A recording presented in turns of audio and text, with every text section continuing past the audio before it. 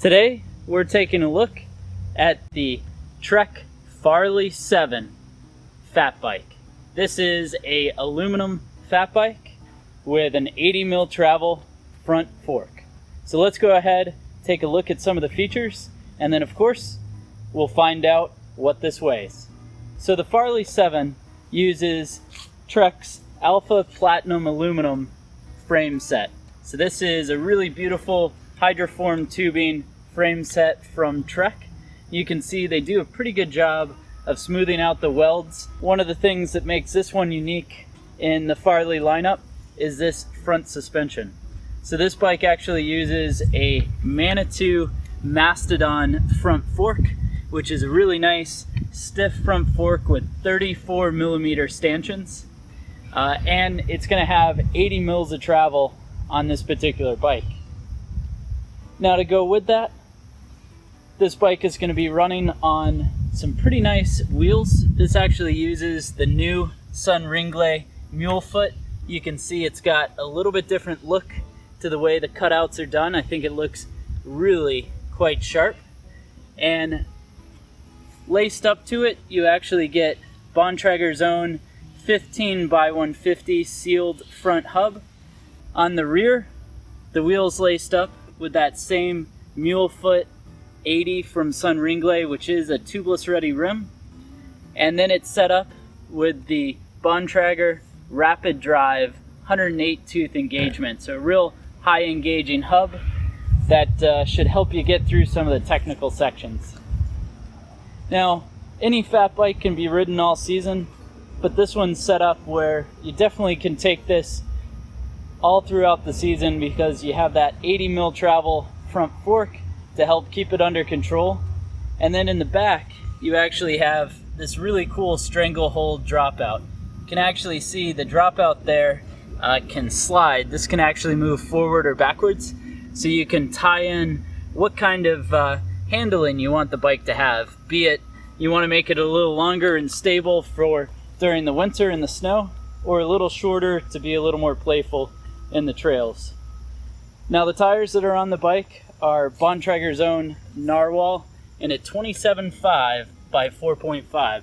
So a nice wide tire, and if you take a look, the knobs are huge. This is a pretty aggressive tire. It's got a little bit of siping to it, but it's also going to be able to run studs if you wanted to stud it. So it is pre-drilled and set up for studs, and that's a nice thing for sure. On the drivetrain, we're going to be set up with a Shimano SLX rear cassette with an 1146 range, so really wide range on the back.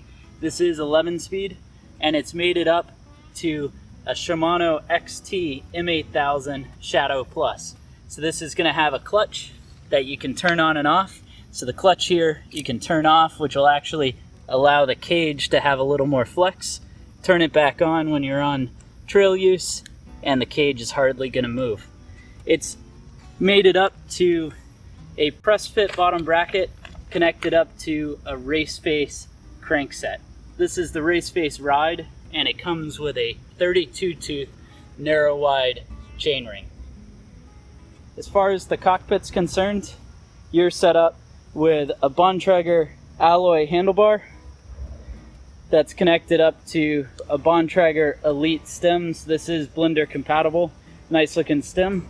And then you've got the Arvada Bontrager saddle connected up to a dropper seat post. So this dropper seat post can actually move up and down, actuated by this lever. So if I press that lever, you'll notice that the saddle will extend.